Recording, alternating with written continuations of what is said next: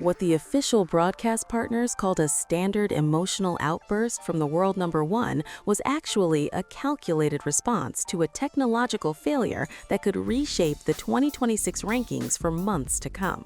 If you watched the live feed from Melbourne Park during the quarterfinal clash between Aryna Sabalenka and the teenage sensation Mirra Andreeva, you saw the headlines: a broken racket, a refused handshake, and a tearful exit. But the official narrative provided by the tour is a sanitized version of a much darker reality.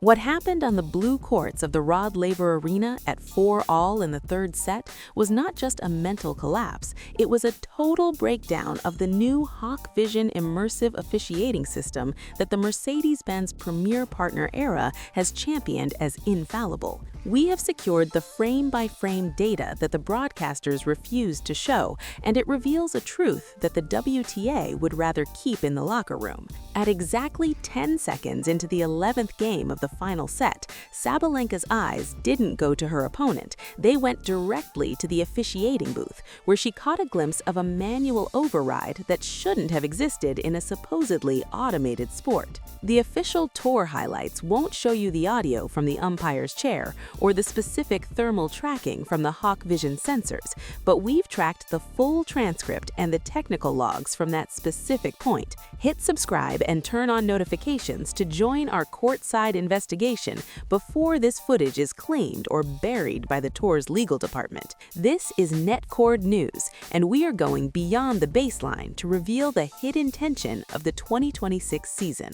To understand why Sabalenka snapped, we have to look at the tactical warfare that had been simmering for over 2 hours. The humidity in Melbourne was sitting at 88%, and the new extreme heat protocols recently updated for the 2026 season were being tested to their absolute limit. Throughout the match, Sabalenka had been utilizing what the WTA rulebook technically defines as a reasonable recovery period, but what her opponent's camp clearly saw as a weaponized medical timeout. After losing the first set tiebreak, Sabalenka took a 9-minute break for what was officially recorded as a lower back adjustment. However, our analysis of the players' box tells a different story. We watched her coach, Anton Dubrov, and his body language was the smoking gun. He wasn't looking at her back, he was looking at the tournament clock and the fatigue levels appearing on the real-time biometric feed that 2026 coaches are now permitted to monitor via the new Mercedes-Benz courtside tablets. He signaled with a closed fist against his chest,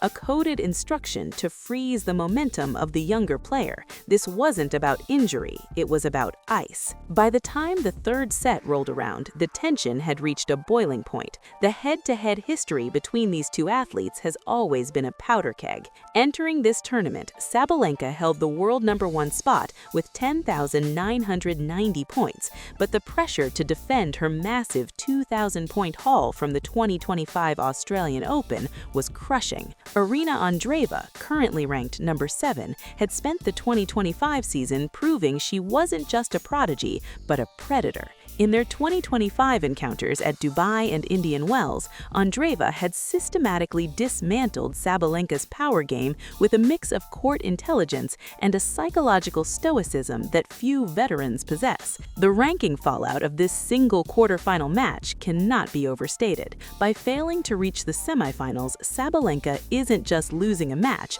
she is losing 1,570 ranking points. This narrows her lead over Iga Swiatek to less than 1,100 points, effectively putting the world number one ranking up for grabs during the Middle East swing.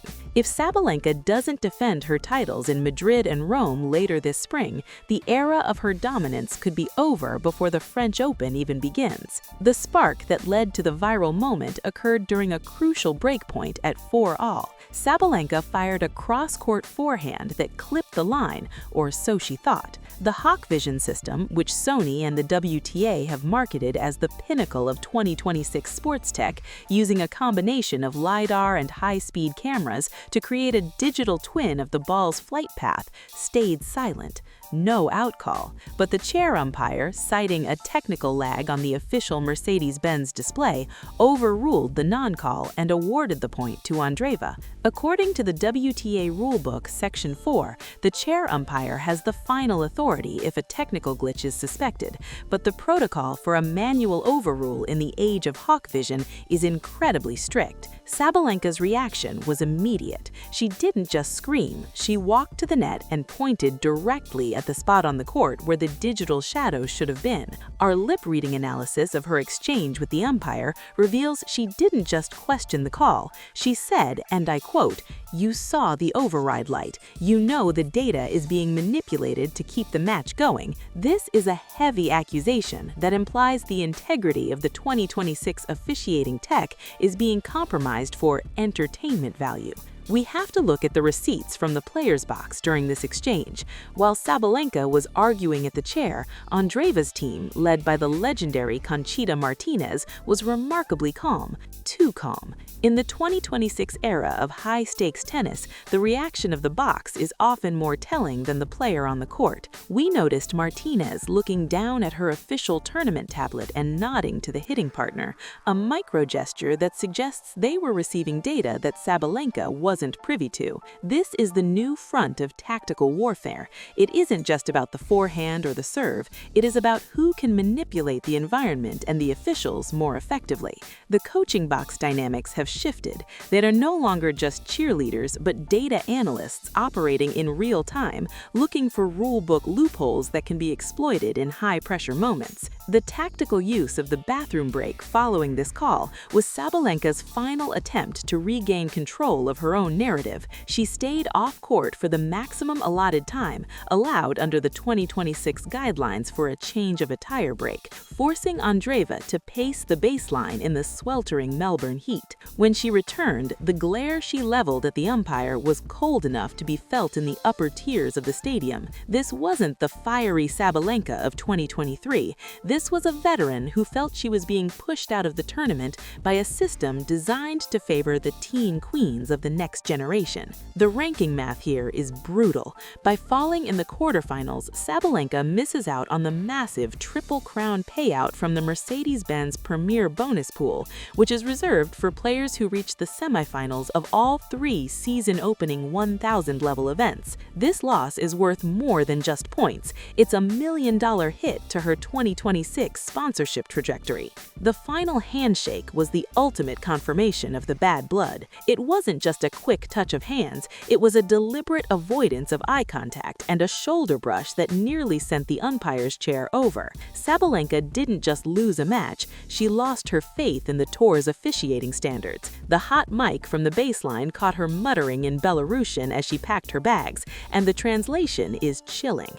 She wasn't talking about her unforced errors or her double faults, which had spiked to 12 by the end of the match. She was talking about the tour's need for a new face in the finals to satisfy the commercial interests of the 2026 global partners. The historical context of this rivalry is now forever changed. We are seeing a transition of power that is being accelerated by these micro moments of controversy. In the 2026 season, where every point is tracked by immersive hawk vision and every heartbeat is analyzed by the coaching staff via biometric sensors, the human element is being squeezed into these outbursts of rage. Sabalenka's snap wasn't a sign of weakness, it was a protest against a sanitized, tech-heavy version of the sport that she feels is being rigged against the old guard. If we look at the historical data, every time a new technology is introduced to the WTA, from the first Hawkeye to the 2026 LiDAR immersive system, there's a sacrificial lamb. In 2004, it was Serena Williams at the US Open. In 2026, it appears to be Aryna Sabalenka in Melbourne. As we look toward the clay court season, the fallout will continue to ripple through the locker room. Sabalenka has already signaled through her management team that she may skip the upcoming Doha and Dubai events to undergo a full mental and physical reset, a move that would incur massive fines under the new 2026 participation agreements. However, the points she is defending in Madrid and Rome are significant, over 1,500 points total. If she doesn't find a way to reconcile reconcile with the tour's officiating body, we could see one of the greatest players of the decade fall out of the top 3 entirely by the time the tour reaches Paris. Meanwhile, Mirra Andreeva's rise seems unstoppable. By reaching the semifinals here, she has secured enough points to potentially jump to world number 4 by the end of the month, depending on how Coco Gauff and Anna Amanasov perform in the remaining rounds. The Teen Queen movement isn't just a marketing slogan, it is a mathematical reality backed by the tour's newest technologies. The reality of the 2026 WTA Tour is that the veneer of polite competition is thinner than ever.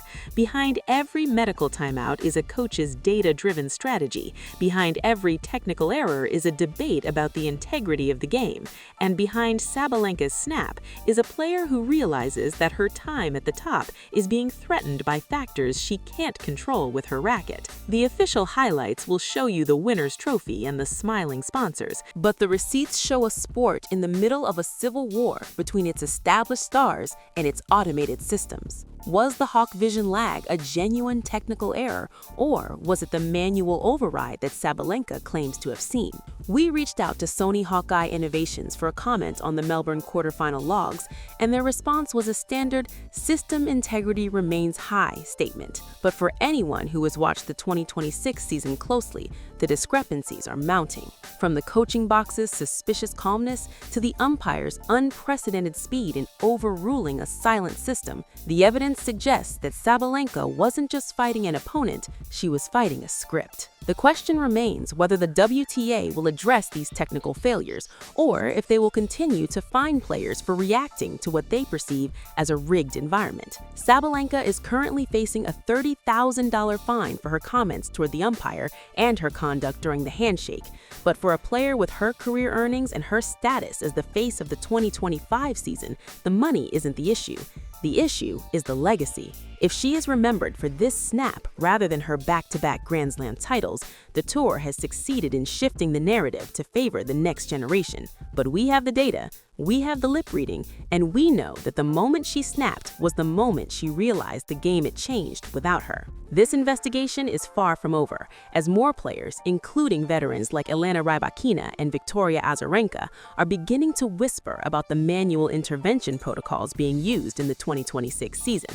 We will be tracking the ranking shifts, the biometric data leaks, and the locker room talk as the tour moves to the Middle East. If you want to see how this technical scandal develops and which players are next on the list for a viral breakdown, make sure to check out our The Tennis Playbook playlist for the full breakdown of every tactical move and rulebook loophole being used this year. The 2026 season is the most technologically advanced in history, but as Aryna Sabalenka just proved, the most powerful thing on the court is still the truth. We'll be here to catch it when the official cameras look away.